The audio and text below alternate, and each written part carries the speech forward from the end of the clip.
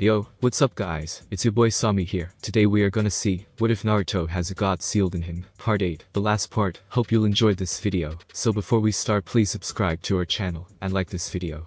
So let's get into the video. Training Ground 43. Naruto was beginning to regret the terms of this spar. He had done something he promised himself he would never do. Underestimate an opponent. Worse, he had done so with Hinata. The agreement was no chakra, and he would only remove half his weight and resistance. Hinata removed all her seals, and only used chakra for closing points. At this point it was less of a spar, and more of a lesson on how to be a Juken dummy. While he could still move, all 4 of his limbs were weakened, and avoided the final attack Hinata was preparing for, but impossible. Naruto-kun, I want to show you something me and Anko-chan have been working on for a while now. With that statement Hinata to a stance that looked oddly similar to the Juken, but looser. Her hands and wrists were looser, her arms and legs showed less tension, and her face more relaxed, even with her Byakugan active. Gentle step 64 water palms. As Naruto tried to defend himself, she simply flowed around his defense, striking his joints instead of his. Naruto found himself feeling an odd sensation. It was only mildly painful. It was incredibly uncomfortable though. His movements slowly stopped. Still on his feet, only able to move his neck and fingers, he tried to figure out what happened. What did you do to me, Hinata-chan? I can't move. She just smiled as she walked up to him and stood inside his guard and poked him right between the eyes with 2 fingers like a Juken strike, but with no chakra. I win. She sounded quite pleased with herself as Naruto accepted his defeat. I turned my chakra into water after injecting it into your joints, which I was aiming for instead of you. The water fills the space. I then force it to hold its shape and lock your limbs in place. Enko, and I figured it was a less painful way to capture someone alive, while also rendering them immobile. Well, can you let me out now? This feels really weird. Naruto asked while whining. I don't know. Anko-chan, do you think we should just let him go after we have captured him? The smirk on Anko's face told him all he needed to know. You mean we have a helpless little Naruto-kun, and he wants us to just release him? Oh no, we can't do that, she said, slinking toward him, putting his sway into her hips. Hinata had circled around, and was standing behind him at this point while, still frozen in his attempt to block Hinata's attack, which she had purposely maneuvered to leave a space to stand in. Anko had ducked under his arms, and was now standing inside them, and pressing herself up against him. So, what do you think we should do with him? Asked Hinata in a teasing voice. Oh, I can think of a few things, said Anko, pressing herself up against him, as Hinata did the same to his back. It was at this point Naruto noticed something he had not before. Hinata had developed quite a bit since he left. He had no idea what they were planning, but was quite sure he would both love it and hate it. Just when he was about to start sweating from the feeling of 2 well-developed bosoms pressing against him, he felt them each kiss a cheek and pull away laughing. That wasn't very nice, Naruto grumbled. Yeah, but you liked it, Anko said, gesturing to his waist where he had a noticeable bulge in his pants, causing both him and Hinata to turn a deep shade of red, and making Anko laugh harder. Well, let's get lunch, I'm starving. Hinata nodded, and followed after while Naruto remained in place for a few moments, while Kurama started to heal him, and release the water from his joints. Making their way to Ichiraku's for lunch there, and into Fu returning from border patrol with her team, and asked them to join them. Her teammates declined after taking a quick look at Naruto, but Fu didn't catch it. They figured she just wanted to talk to the 2 girls who were her neighbors, when it was Naruto she really wanted to see. Fu spent quite a bit of time with Anko and Hinata, but not as much as she wanted. Hinata was in school, and Anko had started working in the department while she was going on missions with her team. Usually a patroller short-range escort mission. They were the only ones she could still take because of her probation. This meant she was out of the village around 2 to 3 weeks a month, where Hinata and Anko were home every night. While leading Hinata, Anko noticed the look on Fu's face. She recognized it well, and tipped off Anko. Anko found a reason to excuse herself, and Hinata left Naruto alone with Fu. So, Naruto, what has happened since you last saw each other? Fu asked, not quite sure how to phrase it without sounding like she could give something away. Not much. Lots of training, and did some errands with the pervy sage, Naruto replied. Pervy sage? Asked Fu in mild confusion. That's what I call Jiraiya. After Wolf brought you here, we went towards Water Country for a while, and ended up on an unpopulated island. Had to leave because the civil war fighting got too close. Just got back last night, Naruto told Fu. She caught on to what he was saying. There were rumors floating around that someone in a black wolf mask had killed the Mizukage. She had only known of one person that wore one, and he had just confirmed it to her. So, are the rumors true? She whispered, as low as she could so that only Naruto could hear it. He only gave her a sad nod, as he stared at his ramen now getting cold. Seeing the hurt in his eyes, she just wrapped her arms around him, and held him for a moment. I'm sorry you had to go through that. If you need anything, I will be here for you, Naruto just nodded into her shoulder, letting out a few tears. Hinata and Anko helped, but knowing Fyu, who was also able to forgive him after what he did to one of their own, was quite the relief. After their talk, Fyu had to meet her teammates at the mission office to report with her teammates, as the Hokage was currently out of the village. Naruto returned home for some much-needed rest. 2 days later, while Naruto was laying on the roof of his apartment complex just enjoying the sun and breeze, he felt a tug on his summoning seal. It was in the pattern that said he needed to make a flashy entrance. He had been waiting for one of these. He says I get 2 weeks off, and then calls me 3 days later. Some vacation that was. He grumbles, quickly jumping and rushing down and donning his ambu gear. This time without the hood and cloak. He got tired of wearing that stuffy thing, so he made a seal that would turn his hair random colors and styles just to throw people for a loop. After putting on the mask and making sure everything was ready, almost 15 seconds had passed. Seeing he was ready, he walked away in a swirl emanating from his right eye. Earlier with the Hokage. This was a dark day for Konoha. Of the 3 genin teams sent to the Chunin exams, there were only 2 survivors. Among the dead was an Uchiha who was known to have awakened his Sharingan, and both eyes were missing. According to the proctors, this is the state he was found in. His other 2 teammates were also dead. Something needed to be done. This was the 2nd time in a row that Konoha had performed this way, and it was not helping business. He would have a meeting with the council and elite jounins to discuss what they could do to prevent this. Casualties were expected, but not like this, and certainly not with an Uchiha's eyes being stolen. After careful thought, he decided a statement needed to be made while the clients were still around.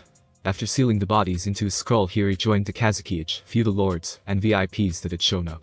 He had few options to choose from, as everyone looked at him to see what he would do. Deciding he only had one real option available, when he was unsure of whether he would regret it or not, he summoned Wolf and signaled to make it flashy. Standing next to the Kazukiage, he simply said in slightly louder than normal voice, Wolf making sure to catch everyone's attention. It worked. Many had heard rumors. An ambu that would always come when called, no matter where he was. It made the Kazukiage nervous to see what would happen. He knew for a fact no such ambu had passed through the gates with the Hokage. He was curious to see how he would get, or maybe already had got, past the gate. He didn't have to wait for long. Less than 2 seconds after the Hokage spoke, a massive chakra was felt, and a swirl began to form in front of the Hokage. Quickly taking the form of a man with green hair about 5'6" tall, and heavily muscled. The normal ambu tattoo that people expected was not there, however. Instead, in its place was a tattoo that looked similar with the tails on the top and bottom, but the center was a full spiral like that worn on Konoha's flak jackets. The man had one final difference. He was standing, not kneeling like most ambu. They were quickly surrounded by Suna's ambu, but paid them no heed. Wolf, this scroll contains the body of Sasune Uchiha. His eyes have been removed. Find them, and bring me the ninja who stole them unharmed if possible. Commanded the Hokage in a stern and angry voice. If not possible, asked Wolf. Alive was the Hokage's reply. Understood, Wolf answered. With that, his chakra started to fade, calming the surrounding ninja until it disappeared. However, they were unnerved by seeing him still standing there until he too began to fade like a ghost. As soon as he was halfway transparent, the Hokage walked forward, through where Wolf was standing, as he continued to fade, to the Kazukiage, and asked, I trust this will not be a problem. How did he get into my village? He never checked in at the gate, and now you have him hunting down someone who is most likely from another nation in my village or even one of my own. Are you trying to cause an international incident? The Kazukiage was fuming by the time he finished his speech. The Hokage, however, was calm and unperturbed. I doubt it was one of your ninjas. They would be unable to use them, and hiding it completely would be almost impossible. Wolf is likely no longer in the village, and he never passed through the gate. Wolf comes directly to me whenever called, regardless of distance. I know for a fact he was in Konoha just before I called him.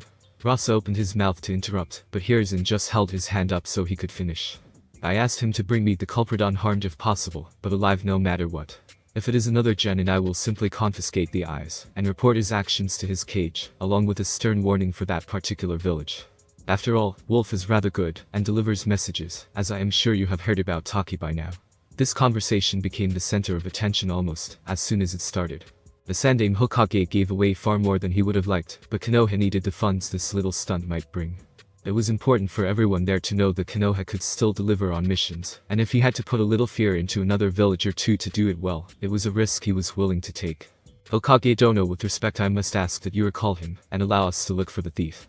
This is my village, and I keep order, replied the Kazukiage, trying to regain some measure of control over the situation. That young man was known to have an awakened Sharingan. The weapon of my village I will never allow to be stolen. As we speak, I am sure he has already picked up the trail. As he said that, Wolf reappeared. Much to the shock of everyone again. this time simply fading into view, as if she were a ghost. But he was not alone. 3 unconscious and tied up genin were with him. What is the meaning of this?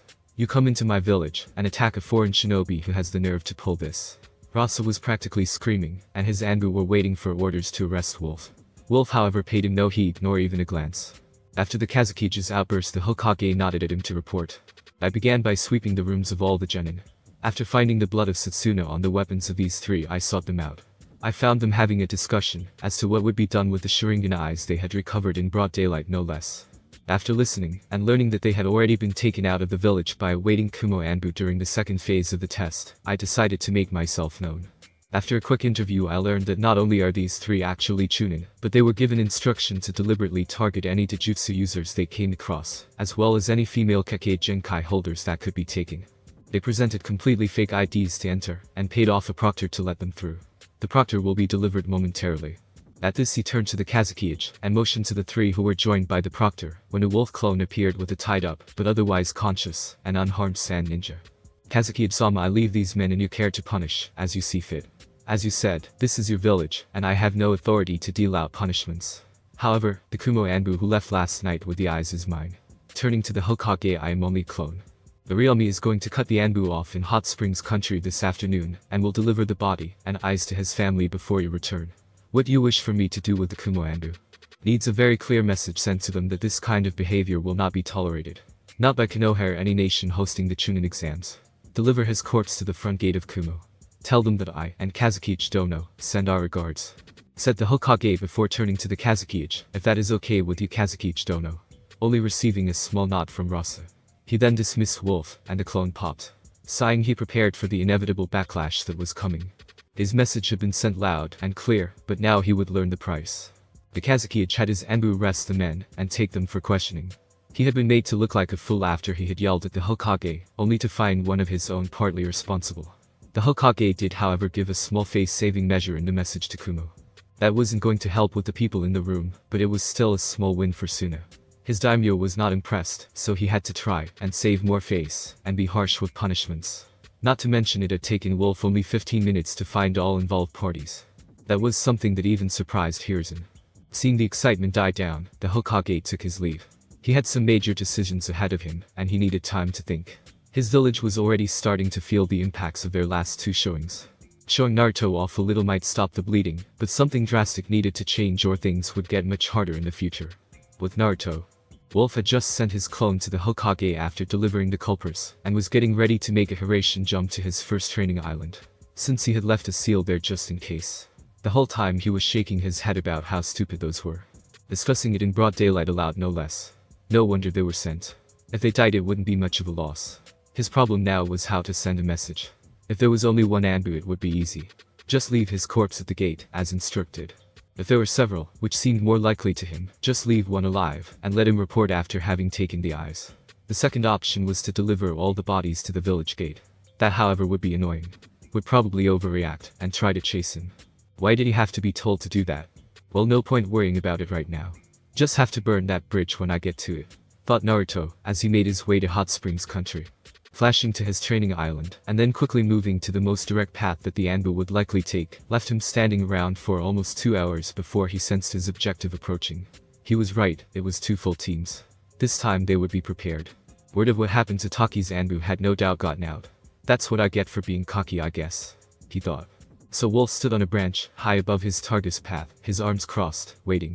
He no longer wore his cloak like normal. After he finally managed to perfect a hair color change seal, which turned out to be way harder than he thought it should have. But then again, things that seem simple rarely are simple. When the Kumu squats were about 3 jumps from his position, he moved. Appearing suddenly in front of the foreign Anbu caused them to stop just 20 feet short of his tree. All of them immediately draw their weapons. Wolf made no move. He was still deciding how to handle the situation. The silent standoff continued for several seconds before Wolf spoke. I believe you already know why I am here. Will you return the eyes or do I have to take them? His voice was calm and collected. He spoke with complete confidence in his ability. The Kumonin were split however. Some were a little put off that he got so close without them noticing, almost like they had come to him rather than him chasing them. Little did they know that's exactly what had happened. After a short delay, their leader, wearing a mask with lighting on it, spoke. I am unaware of what you speak. We are simply returning home from our mission and do not have any eyes with us. Their leader was aware of exactly what he meant and also who they were dealing with. What he didn't know was how the man got in front of him. Wolf was not happy. It is one thing to lie, it's part of being a ninja, but it's another thing to lie after you have already been confronted about it by someone who knows that truth. That's just spineless. Don't play games with me. Wolf indicated that the man in the middle of the group is carrying the Sharingan eyes of Sasune Uchiha. I will use whatever force necessary to recover the eyes. If you continue to stall, hoping the backup you signaled when you first saw me will arrive in time, I will just kill all of you and take them back from your corpse. Takumo Anbu cursed under his breath.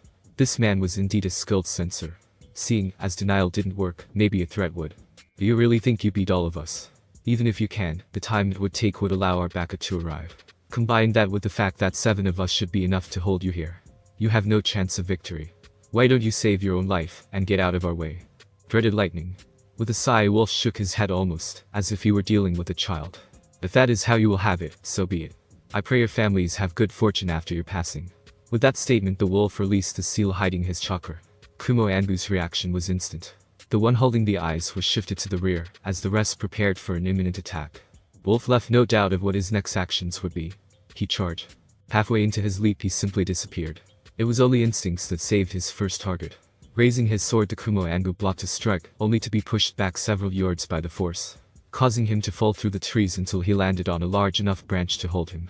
The rest decided to scatter and make their way to the ground in order to eliminate as much of Wolf's speed advantage as they could by cutting off the option of coming up from below. As they moved down, Wolf pursued the one holding the eyes the hardest. The Anbu, not holding the eyes, formed up on the ground and were prepared to counter-attack when the eye carrier reached them. 7 of them started covering the escapes of the eye carrier. But something was not right. Wolf only avoided their attacks after he sensed something new from them. They were nervous, but it didn't seem to be about the fight or death. Not even the eyes seemed to be that big of a deal. Their attacks were slow to him, but something else was there. Then he saw it. They were not going for lethal blows. Only disabling one. He couldn't tell if they were meant only to slow him down or disable him. Without warning, he ceased his efforts to see their reactions. The Kumo Anbu were greatly surprised when Wolf stopped and sheathed his sword. Why are they leading me this way? It might be an easier path, but no shinobi would take the easy path over the quickest. Not while carrying something as important as an active Sharingan. Kurama, what do you make of this? He thought and asked, as he watched the Kumo Anbu cease their retreat, which told him even more that something was not right. I'm not sure. They seem to be leading you somewhere for a purpose. If my memory recalls correctly, the hills just a little way ahead is where mine used to be. One that they used for ore that was eventually turned into chakra metal, because it seemed to absorb chakra better than normal. It would be a good place for an ambush. The ore in the hills might absorb enough residual chakra to make it harder impossible to detect an ambush. Spoke Kurama after a moment of thought. I see. A very good way to hide a large number of ninja or just a few very strong ones. But how would they know it would be me to come after them? How could they guarantee I would find them here or at all before they made it back to their village? It doesn't matter. If you come, they get to try a probable ambush, and if not, they get a pair of Sharingan eyes. There was really no downside. It would appear the people of Kiri didn't leave your name out of things like you requested. After hearing that, it made more sense. He had killed a Biju, and it had not stayed quiet for very long. The fact that someone had already made the leap that it was him since he had a different mask didn't make him too happy. Would just be the first of several that may try to kill him to weaken Konoha. Now he was really struggling for an answer. Did he simply kill them, take the eyes, and disregard the ambush? Did he allow it to happen, and either make an example out of them or simply escape after retrieving the eyes, once he knew the full purpose of it? I know I'm going to regret this later, but it really is the only way to make sure this turns out right. The wolf mask figure had been staring at them for several seconds after putting away his weapon. They hadn't counted on him stopping. They thought he would have a singular purpose in getting the eyes back. What they had been told about him said he had no mercy, yet he had not tried to kill them even once beyond the first swing of his sword. While they tried to figure out what to do, he charged again. This time Wolf pushed them harder and forced them to retreat faster. He didn't want any time for a messenger signal to be reached. After a mile and a half of half chase, half fight, they came to a rocky outcropping that all 8 Anbu turned and made a dash for. Pursuing them, he came around the same outcropping to see quite a surprising sight. But few day after Naruto left Suna, Fu had just returned from a 2-day-long mission of running a message to the capital and back. She had heard about the incident with Naruto's nightmares. About Hinata and Anko having to stay with him to help him cope. She suspected them and told him how they felt since they had spent the next 2 nights there as well. She was now stuck in a conundrum. She really likes him. She hadn't spent much time with him and was not sure if it was a crush after he did so much for her or if there was something more. She decided to go to his apartment to talk to him. hoping that being around him more would help her sort out her feelings. Arriving at Naruto's apartment, and hers too since they were only 2 doors apart, she saw Hinata coming out of her own. She asked if Naruto was around, and Hinata shook her head. No, he was supposed to have 2 weeks off, but he got called away yesterday again. Hinata saw the letdown look on Fu's face from her answer. She decided to press a little to see if she could help. Was there something you needed? Not really, I just wanted to talk, she said morosely. Hinata felt a little bad. They did kind of leave Fu out of things, but her schedule was a lot fuller at the moment than theirs. I'm here if you want to talk. Hinata tried to comfort her. That's okay, I just have a lot of things going around in my head, and hope talking to him might help me sort them out. She started to turn before Hinata responded. Is it that you have feelings for him? Fu went rigid for a moment. Well, you see it, she grasping at straws, trying to come up with something to say, not wanting to upset Hinata. She knew how she felt, and it wouldn't be right for her to get Hinata's way. She was still practically an outsider. When she looked at the former Hyuga, she expected to, well, really anything except the small smile Hinata was trying to hide. You still haven't read the books and scrolls I gave you, have you? Fu just shook her head. I haven't really had time. Why do you ask? Giggling to herself, Hinata told her, just go do it now. I know it will help you. In at least one way. It will help you rid yourself of the misplaced guilt you are feeling. Fu went to respond, but Hinata stopped her. Just trust me. It will be better for you to read it than for me to tell you. Fu just nodded and headed off to her place. 4 hours later, well after dark, Full finished the stuff Hinata had given her. It had been a roller coaster of emotions. She was confused, embarrassed, disgusted, and finally settled on some form of understanding. Hinata had given the law book on the Kra, and everything it could entail. No sugarcoating. She could believe they would force that on some women. Men no doubt loved it, but she wasn't opposed to it when it came to Naruto for some reason. She reasoned that it must be because he was such a nice guy that he would never abuse it. That didn't make her any more certain of her feelings, but far less guilty. Just around rocky outcropping, Naruto came to a halt. He was expecting to see an ambush of several Anbu teams, maybe even one of Kumo's Jinchuriki. Seeing 2 people in black cloaks with red clouds wasn't even on his list of possibilities. He recognized one of them though. It was a man he wanted to kill more than anyone else. Orochimaru growled under his breath. He now understood their nervousness. They were going to use the snake, and whoever his friend was, the man was a mystery to him, hunched over with only the top of his head showing, to get rid of him and escape with their lives. They stopped their lethal attacks in hope of him getting curious. But something still didn't add up. This area was a good 30 degrees north of their original heading. It's almost as if they knew or suspected he would catch them.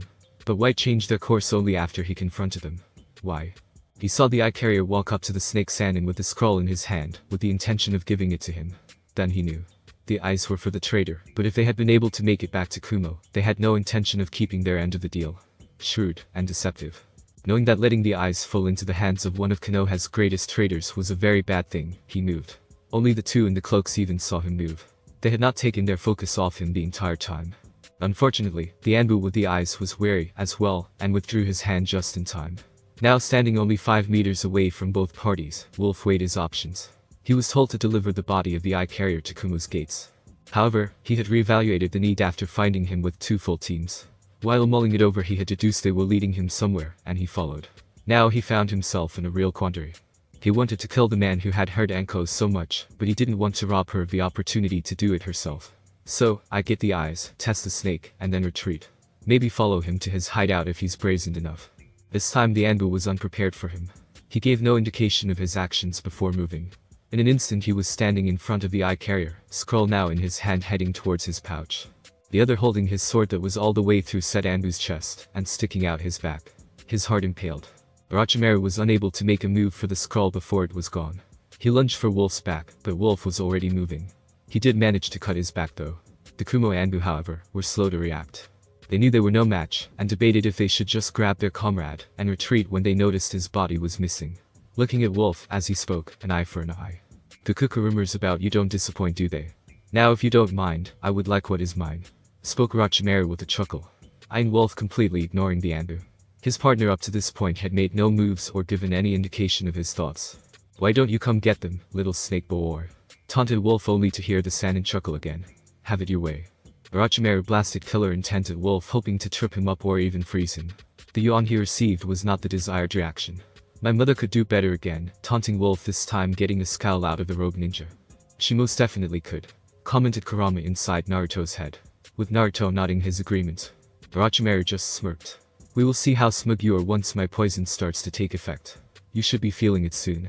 Wolf shifted his eyes to the kunai that cut him. It was dripping with his blood and a dark purple substance. He chuckled. You think poison is going to stop me? There was no boast. Just an honest question that, if he was honest, Orochimaru didn't like the sound of. It wasn't his kusanagi, but this poison should still be very powerful. Not wanting to waste any more time, the snake charged. He was quite surprised when he was matched blow for blow. Wolf seemed to take a seat back and strike when the moment was right, and it started to get to him. Orochimaru felt that he wasn't being taken seriously, so he decided to kick it up a notch. He summoned a massive snake. Not the largest, but still well over 150 feet long. Ordering it to attack. Wolf never moved. He just swung his hand in front of him with the call of feud and wind blades. Dozens of razor-sharp blades tore into the snake, rendering it into several pieces. Such a large target is easy to hit, said Wolf in a humorous voice. Orochimaru just cursed under his breath. Just as Orochimaru had summoned the snake, the backup from Kumo had arrived in the form of 20 more Anbu, the Raikage, and his brother himself. When they saw Wolf destroy the snake with a single using no hand signs, they were now confident this was the man who killed the Mizukage. Wolf now found himself in a tight situation. He had tested Orochimaru and knew he could beat him. He knew how far Anko had to go before she could. He had eyes. He really wanted to follow the snake, but the new rivals would present a problem. They now had enough firepower to worry him. The Raikage and the Killer Bee together would be a challenge. He thought he would try to be diplomatic now. Turning away from Orochimaru, he addressed the Raikage.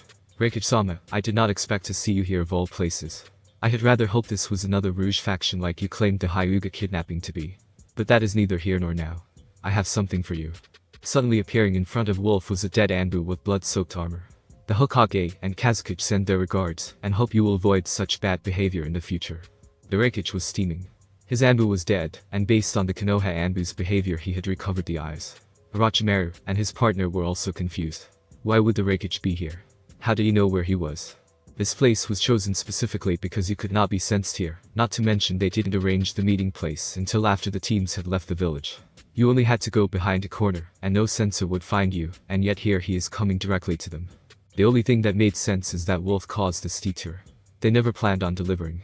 Kumo wanted the eyes for themselves, and had simply used him for information while taking his money. Now he was mad. I see I am not the only one that can be deceptive. I believe we shall take our leave now. With a quick look at his partner, who had remained silent the whole time, both took off at high speed. No one seemed concerned with them. My job is done here. I believe I shall take my leave as well, said Wolf, and he turned his back on the Raikage, and began to leave only for the Raikage to appear in front of him and take a swing. Wolf barely managed to dodge. You won't go anywhere, boy. You think you can just drop one of my Anbu dead at my feet and just leave like nothing happened? No, you are coming with us dead or alive, snarled Day. The air around them grew cold as he was surrounded. I am simply following orders. If you have a problem with that, take it up with Hokage-sama. I have things to do. He stalled for time. You still don't see it, do you? You are surrounded. The only way you are going back to your village is as a jar of ashes. The smirk on the Raikage's face said all he needed to know. If it's the eyes you want, you're out of luck. They're sealed, and you cannot get to them even if you kill me. If it's revenge you want, I can assure you none of us have ever met. Being surrounded means nothing if you don't have the strength to back it up. With that he disappeared, and reappeared holding his sword to Bee's throat. His gamble paid off. They had underestimated him for just a moment. I'm sure this is a familiar scene. It was almost like the yellow flash was back, except this time it was pure speed. None of them had time to react. I have won, and will be leaving. Treat Jayuki well. He deserves your respect. Then the blade was gone, and the man seemingly faded before their eyes, not leaving a trace. Raikage-sama, what happened? I couldn't move. Nor could I think he set his own trap for us. He must have known something was wrong, and took precautions. He is everything the rumors say, said the Raikage thoughtfully before looking at Bee. What does Ichibi say about all this? Something is wrong. The man had no presence. No chakra to discern, nothing. It was like talking to a ghost that was in a physical body. But there is something deeper. His knowledge is not something anyone should know, but me. Definitely not someone I have never met anyway. B was serious for once. I want him dead. He is too great a threat. He has already pushed back our plans by at least 6 months, said A, as they moved to return to Kumo. Konoha 5 days later, council room. Hiruzen had just personally delivered the news to Sasuna's parents. They were of course crushed when he told them the full story, but gained some solace that the fake genins had been sent back to Kumo, but given a kill on sight order if any Lee for Sand shinobi ran into them again. He wanted them executed, but that would have been a violation of the exam's international agreement. Had already done so, but to show this mercy would cause Kumo to lose face. It was telling them that their shinobi were not enough of a threat to worry about, so they could go home.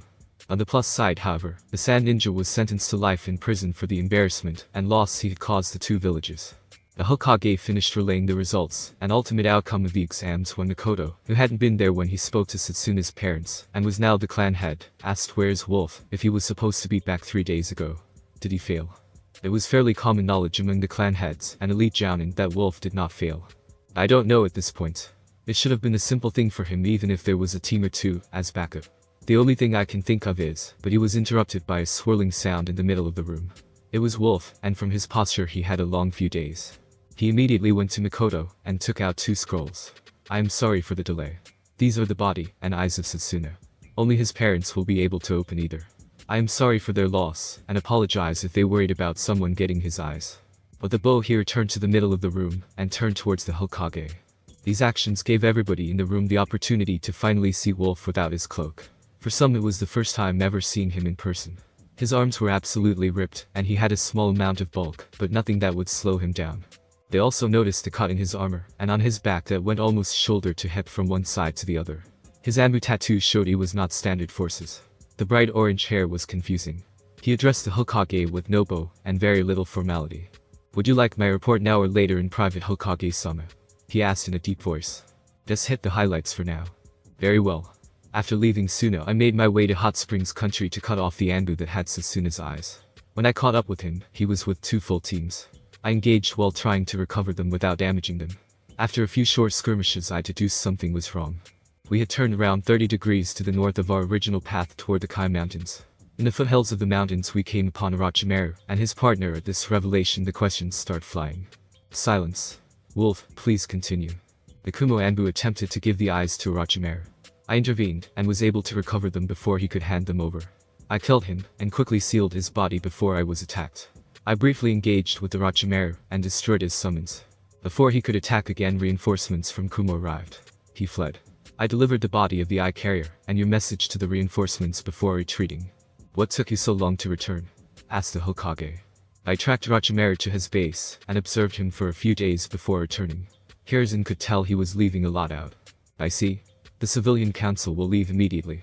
The Hokage's statement brought uproar and anger, but nonetheless was enforced. Wolf sealed the room. The special Anbu did so by shocking some with the void of secrets. Now if you don't mind, would you fill in the gaps? Where would you like me to start? Why did you not simply take back the eyes right away? Who were the reinforcements that you felt could be given my message instead of the village itself? Hiruzen asked with a little venom in the second question. He had learned not to judge too quickly, but it seemed he went chasing after his wayward student instead of doing his job because of his relationship with Anko. Letting personal matters get in the way. Kami, I am starting to sound like Danzo. I need to remember he volunteered for this position and is still young. I sensed a change in them as soon as I confronted them. They were more annoyed than scared, and I felt that I should know the reason to hopefully prevent this from happening in the future. Finding Orochimaru was behind it. I feel I made the right choice. I see. I agreed, and he led on. The reinforcements consisted of 20 Anbu, the Hachibi, and the Reikich himself. Your message and the body were delivered directly to him. That got the Hokage's attention. That was even better than he planned. And he just let you leave? Questioned Danzo. Not exactly. I had to put a seal on the ground to hold them all, and then threaten Killer Bee's life to buy time to escape. Danzo just stared. This wolf was still a complete mystery to him, but to do, as he had said, would require great skill. I hid a clone before leaving. I will have to brief you in private about its observations. He finished looking well at the Hokage. I want a full and very detailed report given to me, and Jiraiya later. Unseal the room. He did so, and Hiruzen told the Anbu to bring the civilian council back in, and summon all the elite jounin in the village. It's time we had a serious discussion about the quality of our younger shinobi. He said.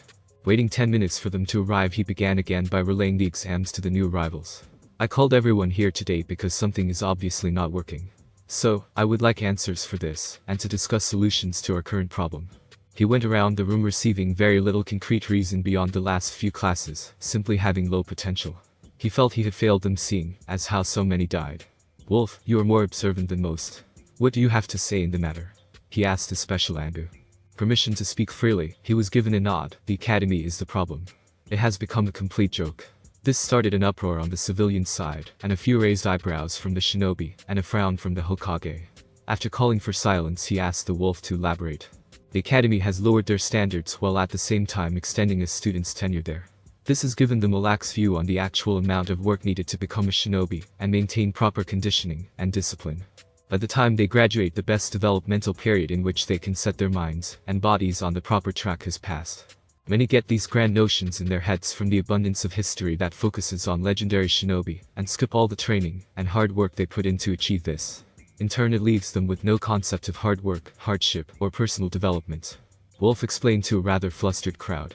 It would seem you have thought this out very well. As you seem to be the only one offering anything of value, what do you think we can do to fix this? Immediately graduate the oldest 3 classes and do a complete overhaul of the curriculum. This again brought protests that were silenced by the Hokage. How would graduating the oldest 3 help? If anything, it would hinder them even more, seeing as they are not even up to the, as you put, lax standards. This would be sending children to their deaths. It would be madness, yelled a civilian. Several more things such as this spurred a debate going both ways. The civilians were against it, as well as a few shinobi. Hiruzen decided to see if there was more. After silencing the room, he again turned to Wolf. What makes you think this would help them? Did you learn more from the academy or from your Jounin sensei? This simple question began to put things into focus for the ninja in the room.